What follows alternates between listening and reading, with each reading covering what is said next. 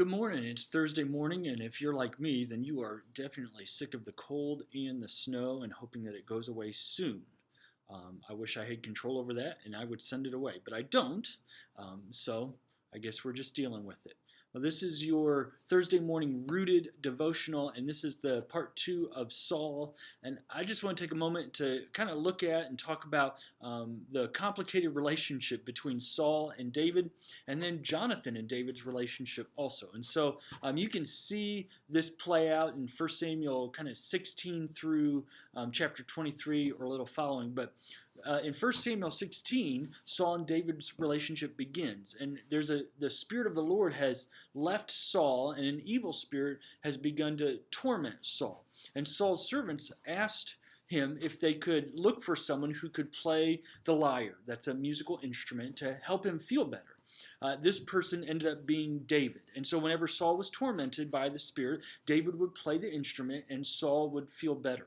And in chapter 16, verse 21, it says that Saul loved David very much. The next chapter, in 1 Samuel chapter 17, is the story of David and Goliath. David volunteers to go fight Goliath, and in the middle of the story, there's an interaction between Saul and David, where Saul tries to give David his armor to go fight Goliath, but Saul's armor doesn't fit David, so David takes it off and fights Goliath without Saul's armor.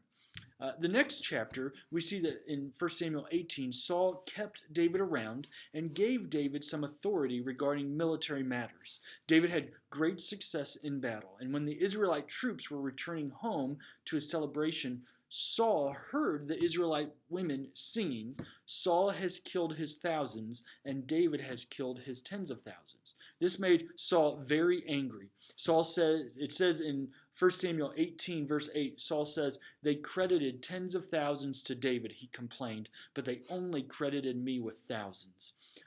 Doesn't that sound like a childish complaint?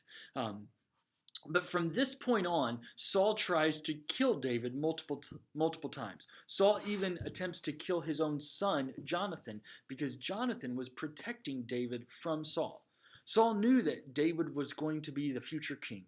Even Jonathan knew that David would be the future king of Israel. In 1 Samuel chapter 23, verse 17, Jonathan actually says to David, "Don't be afraid, for my father Saul will never lay a hand on you. You yourself will be king over Israel, and I'll be your second in command. Even my father Saul knows it to be true."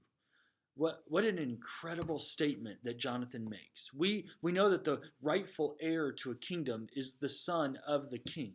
But Jonathan willingly says to David, "God's going to make you king, and I will be there to support you."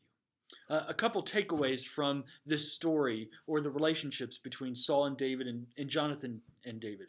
The first I would like to say is, we ought not to try and kill the people that are trying to help us.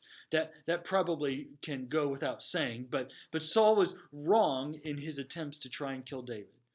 For most of us, if not all of us, this one isn't that difficult. We are not looking for ways to do physical harm to those trying to help us. But think about how quickly Saul turns from loving David to wanting to kill David. How many of us have turned against someone or avoided someone that we knew they cared about us, but because they did something or because we got mad, that relationship turned, or that relationship was broken, and maybe it's time to fix that. We really need to view the Davids in our lives the way Jonathan did, and not the way Saul did. Jonathan saw the writing on the wall, just like Saul did. God was obviously with David. He was blessing David, and David was going to be king. And Saul's response was to try and kill him. And Jonathan saw what God was doing and decided to bless David, to protect David, and to support him. We always have to be looking for ways that we can do that. We need to be that type of person that does that supports others, that encourages, because God is working in their lives. So who this week do you need to go to and support and encourage like Jonathan? Or who do you need to go to this week and apologize because maybe you've had a bad attitude toward them? I would encourage you to think about that and maybe pray about that, and then take the step that you need to take, maybe that whatever God is leading you to do. Have a great week. Stay warm, and we'll see you later.